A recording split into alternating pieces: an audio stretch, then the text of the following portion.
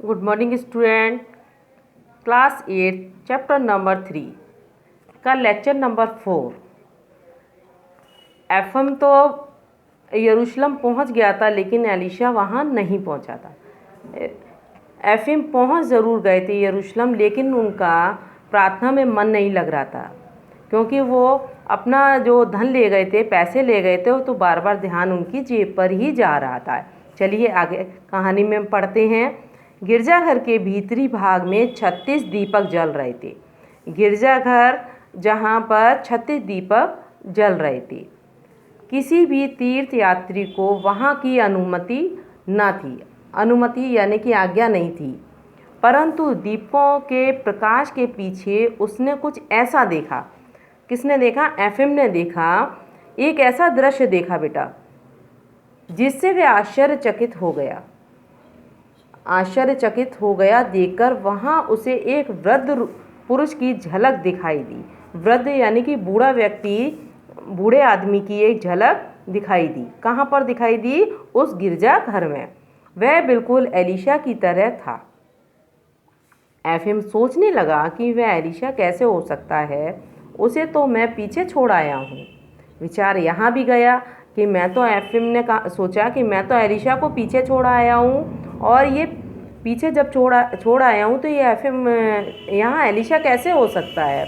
परंतु जब उसने उसकी ओर फिर देखा तो उसे पूर्ण विश्वास हो गया कि वह एलिशा ही है।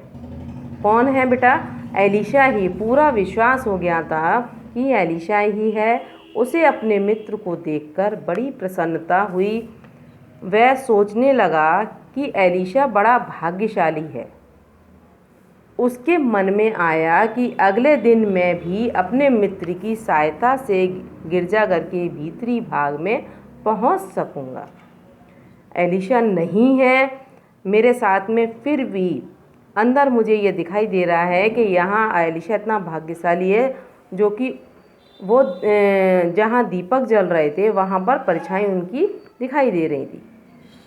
एफएम बराबर एलिशा की ओर देखता रहा। कौन देखता रहा? एफएम। जब प्रार्थना सभा समाप्त हुई तो भीड़ इधर उधर बढ़ने लगी। एफएम को फिर डर लगने लगा। एफएम का सारा ध्यान अपने जेब पर था, कहीं उसकी जेब ना काट ले। जेब को हाथ में दबाए हुए उसने भीड़ में आगे बढ़ना आरंभ किया, परंतु बाहर आने पर एलिशा कहीं ना दिखाई दिया।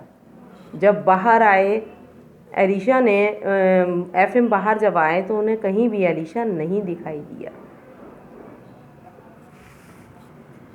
अगले दिन एफएम गिरजाघर में गया। उसने गिरजाघर के भीतरी भाग में दीपकों के पास एलिशा को पादरी की तरह हाथ फैलाए खड़े दिखा। फिर एलिशा दिखाई दिया एफएम को, परंतु प्रार्थना समाप्त होने के बाद वह उस दिन भी अपने मित्र को ना पा सका। एफएम को ये विचार बार बार आ रहा था कि एलिशा यहाँ नहीं है, फिर भी मुझे एलिशा दिखाई दे रहा है। और लेकिन जब प्रार्थना सभा समाप्त होने के बाद जब बाहर आता था तो वहाँ पर एलिशा को नहीं पाता था। तीसरे दिन भी यही बात हुई। एफएम यरूशलेम में 3 सप्ताह रहा। कितने सप्ताह रहा? 3 सप्ताह रहा। वह प्रतिदिन गिरजाघर में जाता और वहाँ अपने मित्र को विशेष स्थान पर गंभीर मुद्रा में खड़ा देखता, परंतु इसके बाद उसका कहीं पता ना लगता। बड़ी अचंभे में था एफएम कि यहाँ जब मैं अंदर गिरजाघर में प्रार्थना सभा में होता हूँ तो मुझे यहाँ एलिशा दिखाई देता है, लेकिन जब मैं बाहर निकलता हूँ तो मुझे एलिशा यहाँ कहीं भी नहीं मिलता है।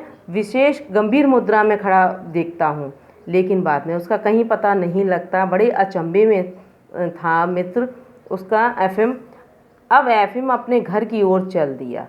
रास्ते में उस गांव की झोपड़ी में पहुंचा, जिस गांव से वो होकर गुजरे थे दोनों लोग, जहां एलिशा रुक गया था। वापसी में उसी गांव की झोपड़ी में पहुंचा जहां एलिशा रुका था। उसे दरवाजे पर बूढ़ी औरत दिखाई दी। वह बोली, आइए बाबा, हमारे साथ ठहरिए और भोजन कीजिए।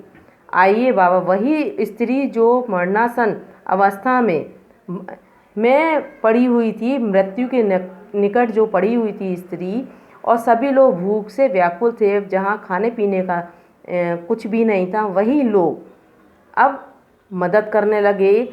और उसने कहा कि आइए बाबा, हमारे साथ रुकिए, ठहरिए, खाना खाइए, हम सदा अपने यात्रियों का स्वागत करते हैं। एक यात्री ने हमारी प्राण रक्षा की थी। उस यात्री ने बताया कि एक यात्री ने हमारी जान बचाई थी। हम एफएम समझ गया, वह स्त्री एलिशा के विषय में बता रही है।